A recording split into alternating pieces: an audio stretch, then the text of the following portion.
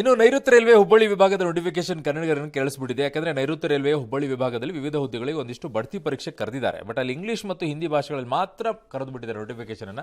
ಅದಕ್ಕೆ ಈಗ ಹೋರಾಟ ಮಾಡ್ಬಿಡ್ತೀವಿ ನಾವು, ಇದನ್ನು ಬದಲಾವಣೆ ಮಾಡದೇ ಇದ್ರೆ. ಉತ್ತರ ಭಾರತದಲ್ಲಿ ಎಷ್ಟು ಭಾಷೆ ಇದೆ? 3 ಭಾಷೆ ಇದೆಯಾ?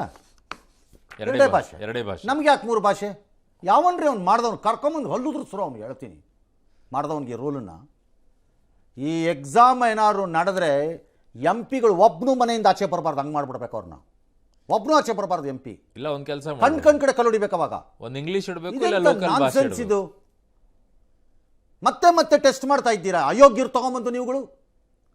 ಯಾವನವನು ನಮ್ಮ ಆಫೀಸರ್ ಅವನು idiot. I will use the singular. ಯಾವನವನು ಅಯೋಗ್ಯ, ಅವನು ಪದೇ ಟೆಸ್ಟ್ ಮಾಡ್ತಾನೆ. ಇದನ್ನ ಕತ್ತೆ ಕಾಯ್ತಾ ಇದ್ದೀರಾ MP ಗಳೆಲ್ಲರೂ ಹೆಂಗಾರೆ ನಿಮ್ಮ ಯೋಗ್ಯತೆಗಳಿಗೆ. ಲೆಟ್ ಅಸ್ ಸಿ ಅದು ಹೆಂಗೆ ಮಾಡ್ತಾನೆ ಈ ಎಕ್ಸಾಮ್ನ ಅಂತ. ಒಂದು ವೇಳೆ ಮಾಡಿದ್ರೆ ಮಾತ್ರ MP ಗಳಿಗೆ ಮಾತ್ರ ಕಂಡು ರೋಡ್ ಗಲ್ಗಲ್ಲಿ ಕಟ ಕೊಡ್ಬೇಕು ಇವ್ರುಗಳಿಗೆ. What is this nonsense? ಇದು ಹೋಗ್ತಾ ಇರೋದು, ನಡೀತಿರೋದು. ಎಲ್ಲ ರಾಜ್ಯಗಳಿಗೆ ಏನು ನಿಯಮ ಇದೆ ಆ ನಿಯಮ ನನಗೂ ಕೊಡು. ಹೌದು, ಇಲ್ಲ ಒಂದು ತಂದ್ಬಿಡು ಸರ್. ಸರಳ ಇಂಗ್ಲಿಷ್ ಮತ್ತು ಆಯಾ ಗೊತ್ತಿಲ್ಲ. ಆಯಾ ರಾಜ್ಯಗಳು ಎಲ್ಲ ರಾಜ್ಯಗಳಿಗೆ ಏನು ನಿಯಮ ಇದೆ ಆ ನಿಯಮ ನನಗೆ ಕೊಡು.